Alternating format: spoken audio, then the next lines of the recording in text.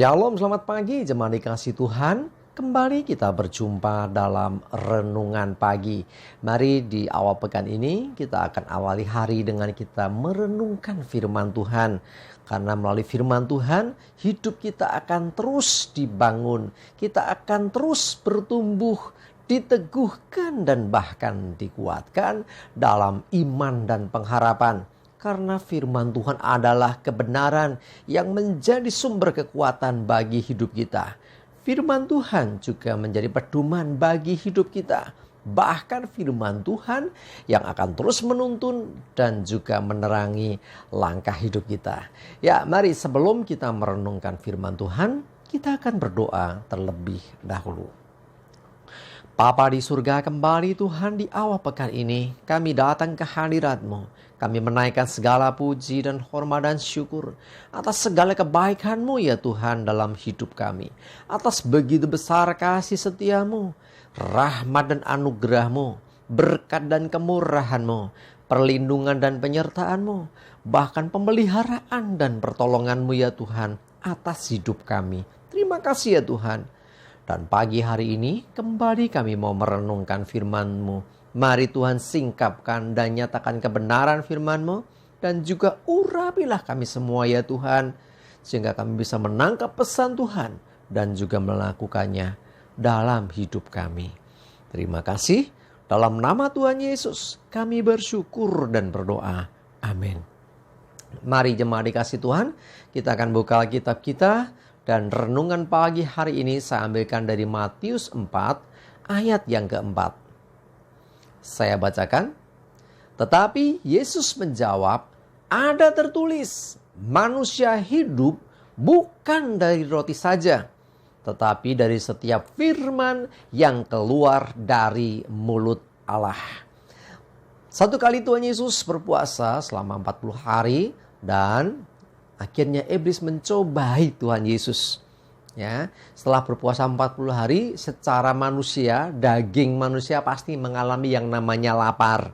Nah, pada saat lapar yang dibutuhkan pasti makanan. Jadi iblis seringkali memanfaatkan situasi dan kondisi seseorang untuk menjatuhkan iman seseorang. Nah, Tuhan Yesus sendiri pun dicobai pada saat dia lapar. Ya, iblis berkata supaya apa? Ubahlah batu-batu itu jadi roti. Ya, karena dia tahu Yesus lapar, dia butuh roti, dia butuh makanan. Ya, karena makanan di sana itu roti ya. Kalau di tempat kita mungkin nasi gitu. Ya, tetapi Yesus menjawab apa? Yesus tidak mau patuh kepada perintahnya si iblis.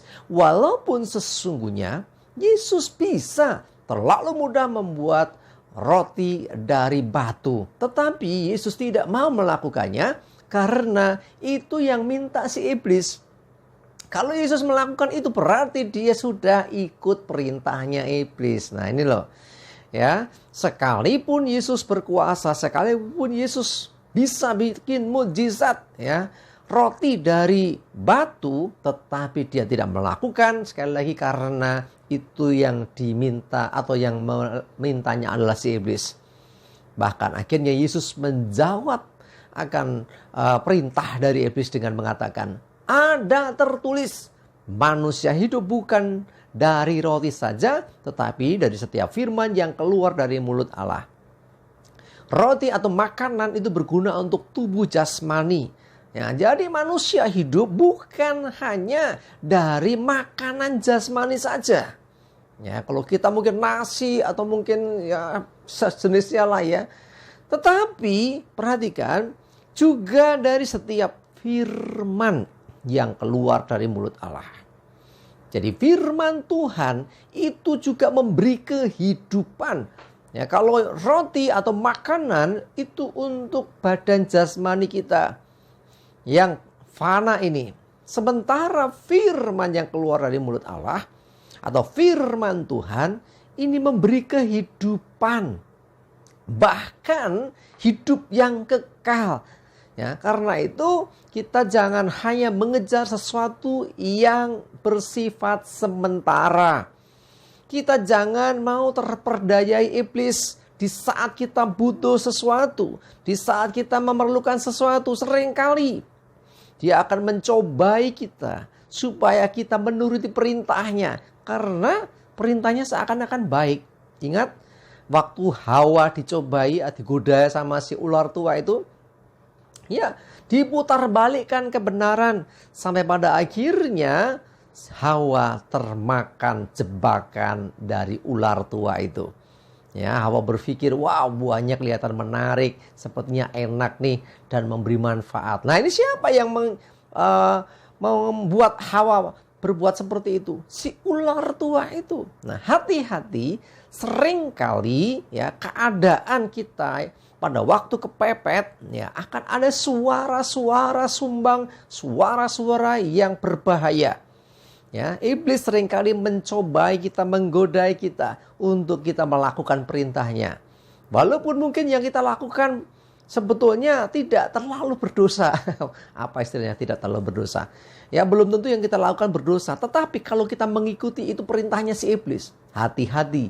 Karena itu jebakan yang akhirnya membawa kita jauh dari Tuhan dan berdosa. Ya, kelihatannya baik, kelihatannya manis, tetapi hati-hati. Racun pun ya tidak selalu 100%. Contoh kita mau meracuni tikus, itu makanannya lebih banyak. Racunnya cuma seberapa saja, sedikit saja. Tetapi begitu tercampur semuanya ikut beracun. Demikian juga iblis seringkali menggunakan tipu dayanya seakan-akan baik, seakan-akan benar. Tetapi mungkin saja 90% memang baik. Tetapi 10% saja itu tidak baik atau berdosa, maka semuanya ikut berdosa.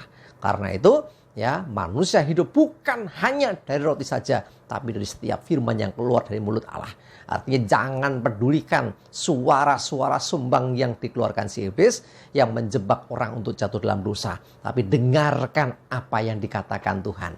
Ya, sekali lagi, kelemahan daging kita jangan sampai dimanfaatkan iblis untuk membuat kita berdosa. Kita mesti ada penguasaan diri dan selalu pegang kebenaran firman Tuhan. Karena itu memberikan kehidupan buat kita semua. Amin, kita berdoa. Bapa di surga, terima kasih Tuhan untuk firman-Mu hari ini, di mana kami belajar supaya kami tidak mengikuti bujuk rayu dan tipu daya si jahat yang seakan-akan baik, tetapi sesungguhnya itu tipu daya yang akan bisa mencelakakan hidup manusia. Ketika Yesus dicobai, Yesus menjawab dengan firman, manusia hidup bukan hanya dari roti saja, tetapi dari setiap firman yang keluar dari mulut Allah. Dan biarlah Tuhan, kami pun selalu memegang kebenaran yang dari Tuhan, sebab kebenaran dari Tuhan inilah yang memberi kehidupan buat kami. Tuntun kami ya Roh Kudus, supaya kami selalu hidup dalam kebenaran. Terima kasih. Kami menyerahkan hari ini hidup kami dalam pimpinan Tuhan. Jauhkan celaka dan mara bahaya. Damai sejahtera dan berkat Tuhan menyertai kami semua. Dalam nama Tuhan Yesus, kami bersyukur dan berdoa. Amin. Mari jemaat dikasih Tuhan, tetap semangat terus, maju terus dalam iman dan pengharapan. Tuhan Yesus memberkati kita semua. Amin.